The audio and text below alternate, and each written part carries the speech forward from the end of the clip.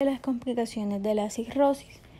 Entonces, como habíamos mencionado anteriormente, la cirrosis es una enfermedad que se caracteriza por la formación de septos fibrosos y nódulos de regeneración, en la cual vamos a tener un aumento difuso de la matriz extracelular en respuesta a un daño persistente en el hígado.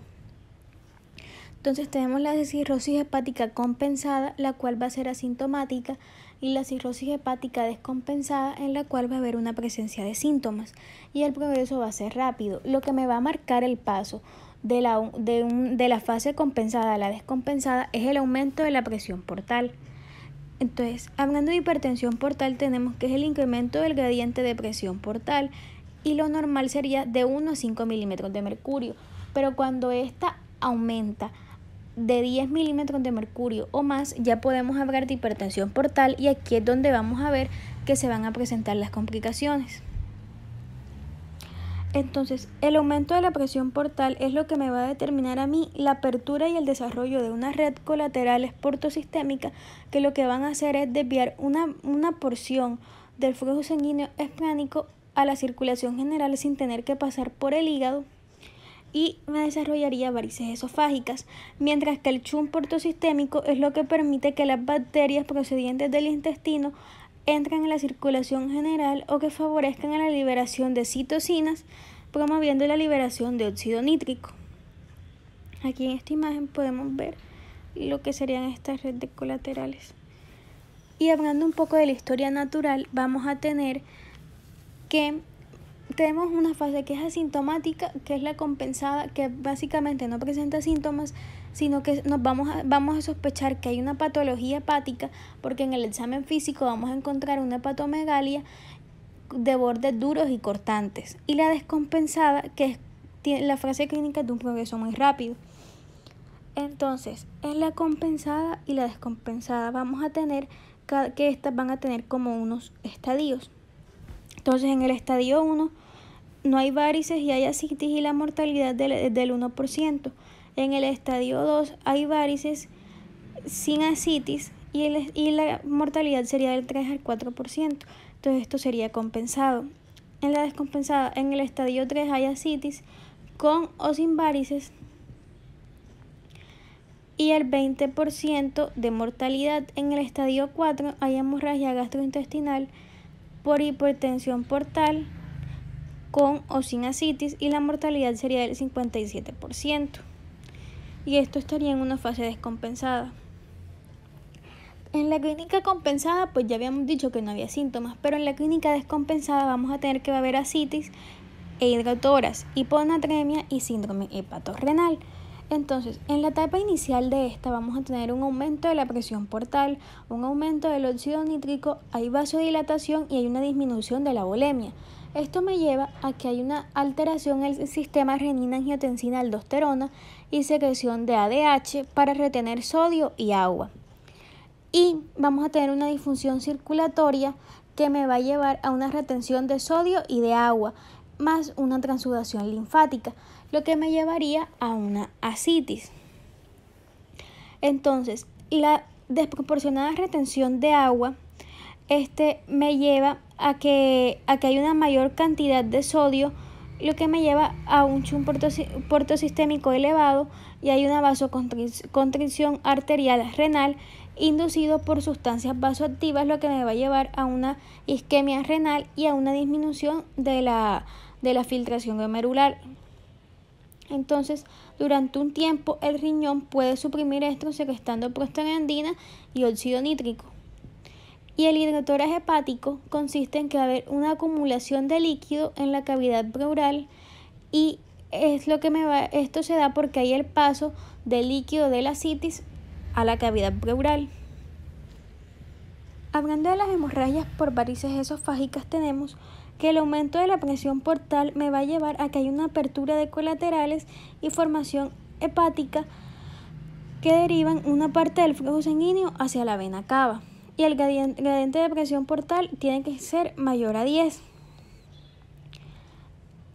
El aumento de la presión va a ser por una dilatación de la raíz y adelgazamiento de las paredes arteriales.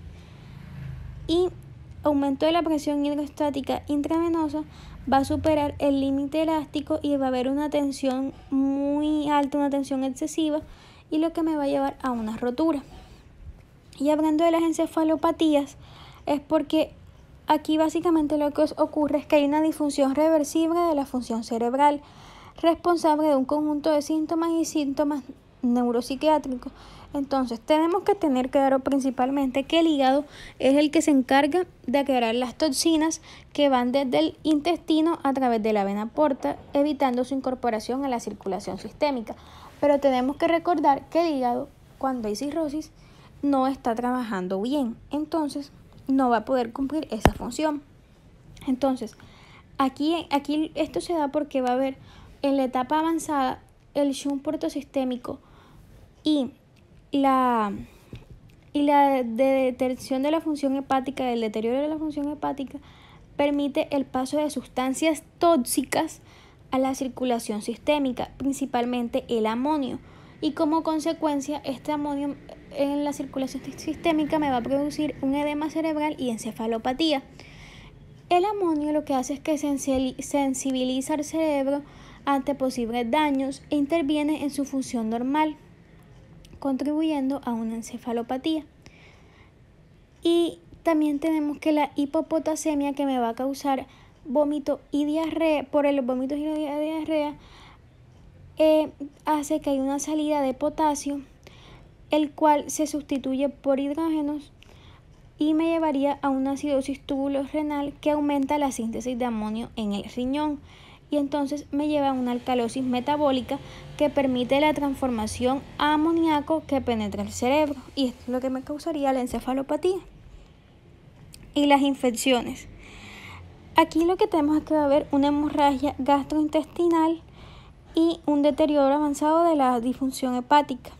Entonces vamos a tener una peritonitis bacteriana por un aumento del crecimiento bacteriano y aumento en la permeabilidad intestinal, que me va a alterar el sistema inmune, lo que ayuda a que las bacterias pasen a los ganglios linfáticos y luego a la circulación general. Esto se denomina translocación bacteriana. También tenemos edema y congestión vascular, y el sistema reticulo endotelial va a estar dañado. Cuando hablamos de la miocardiopatía cirrótica, es que va a haber una circulación hiperdinámica, un aumento del gasto cardíaco y una disminución de la resistencia venosa. Entonces va a haber una disminución de la volemia y la hipoxia tisular, lo que me va a llevar a una vasodilatación. Entonces, también puede que la sepsis causada por infecciones me ayuden a que haya una disminución del gasto cardíaco. Y la función sistólica normal en reposo puede ser patológica durante situaciones de estrés. También hay una disminución de la presión diastólica en reposo, hay alteraciones estructurales en el corazón y va a haber un aumento de los marcadores séricos. Y hablando un poco del síndrome hepatopulmonar, lo que ocurre es que hay una vasodilatación arteriocapilar y aparecen anastomosis arteriovenosas. La sangre no se satura lo suficiente, pues la sangre pulmonar proveniente de los pulmones a su paso por el pulmón no tiene una buena saturación, lo que me va a llevar a una alteración de la relación BQ, es decir, la relación ventilación-perfusión, y también hay una disminución de la capacidad de difusión pulmonar y esta va a estar y una debilitación del oxígeno. Entonces esto me va a ayudar a que ocurra una pratisnea, que es el acortamiento de la respiración cuando las personas están de pie, y ortodoxia, que es una disminución de la presión arterial de oxígeno mayor al 10% en decúbito. Y hablando ya un poco de los signos y síntomas, vamos a tener que estos van a ser variados. Pues sí, entonces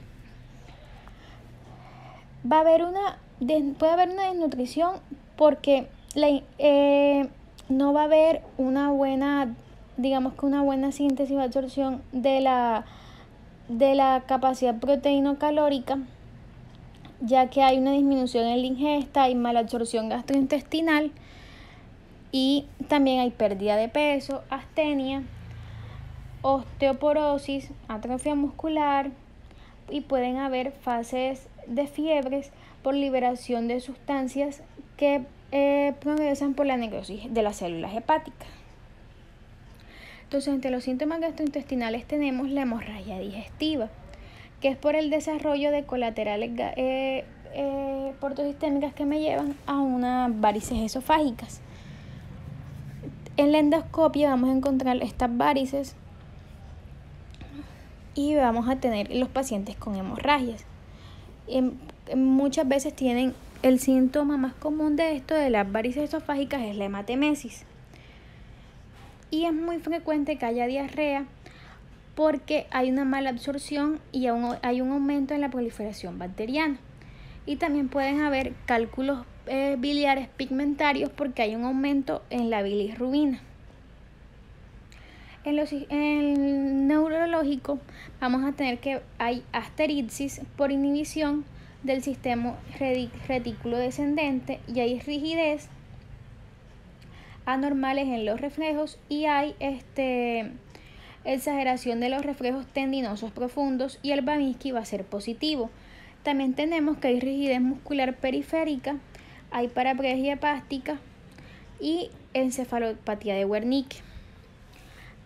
En los signos y síntomas hematológicos tenemos hemorragia, hay hematemesis, alteración de la fibrinolisis, hay una coagulación intravascular diseminada cuando los pacientes presentan sepsis, que esto ya sería un cuadro un poco más avanzado, y nosotros tenemos unos anticoagulantes endógenos, como son la proteína C y la proteína S.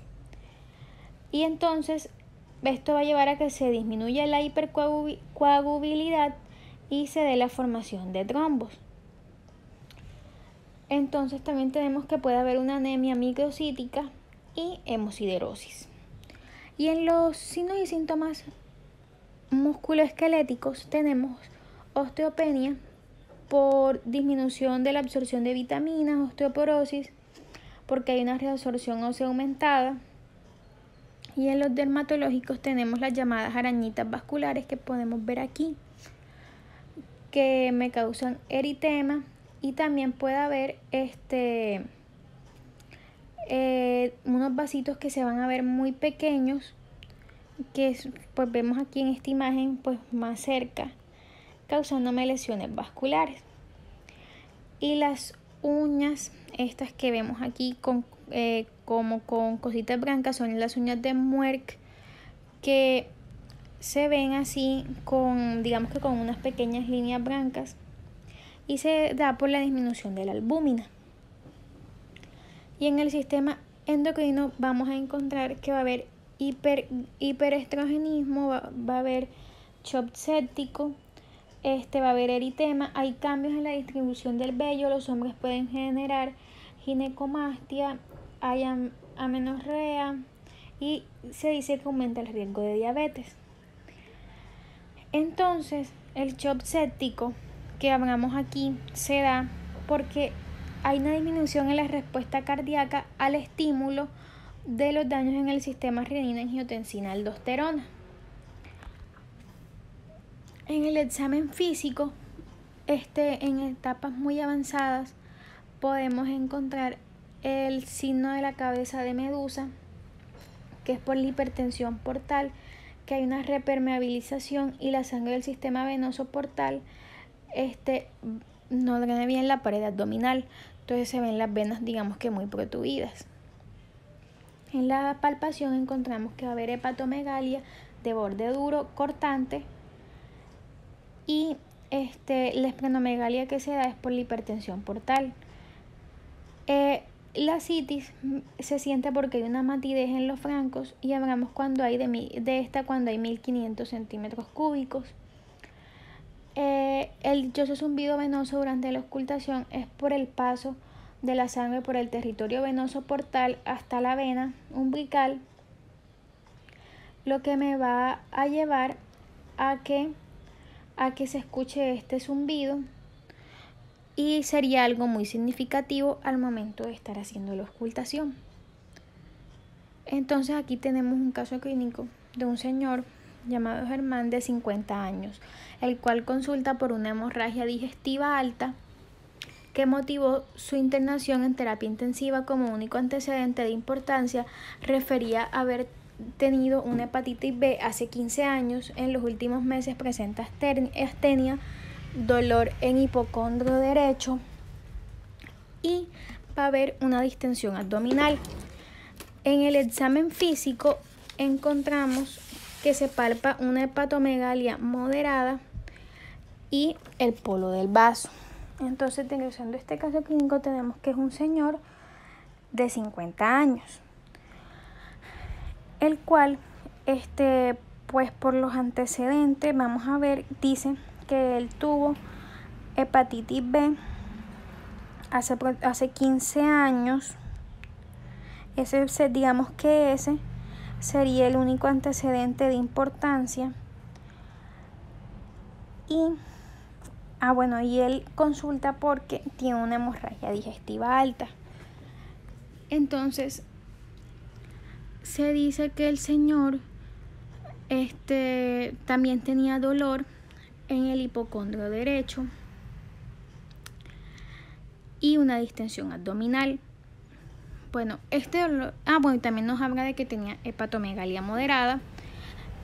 Y entonces, este dolor, digamos que tenemos que recordar que en el hipocondrio derecho también tenemos el lóbulo derecho del hígado.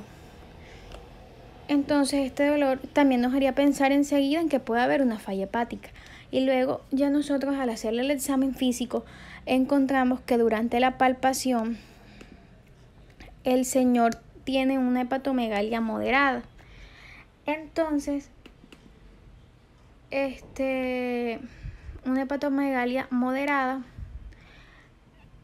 y esto nos haría pensar enseguida en que hay una afectación hepática. Y el hecho de que el señor haya tenido hepatitis B, lo cual me puede causar, es un factor de riesgo para la cirrosis y la hemorragia digestiva alta, que se presentó con hematemesis, nos haría pensar en que pueden haber unas varices esofágicas. Y entonces, recopilando todo esto, y no hay que olvidar que el señor también en los últimos meses había tenido astenia y una distensión abdominal. Estos signos de distensión abdominal nos pueden hacer pensar en ascitis. El hecho de que el señor tenga una hepatomegalia y que tenga una hemorragia de vías digestivas alta con hematemesis nos haría pensar en unas varices esofágicas. Y sumado a esto, el factor de riesgo de la hepatitis B y la hepatomegalia nos haría pensar en que también hay una falla hepática, y que esta alteración de la hematemesis podría ser como una consecuencia de la falla hepática que está teniendo el señor, que me puede estar desarrollando varices esofágicas. Y estas varices esofágicas pueden ser desarrolladas por una hipertensión portal secundaria a una cirrosis. Y todo esto correlacionado con los signos y síntomas que presenta el señor. Bueno, esto era lo que les traía por hoy y muchas gracias.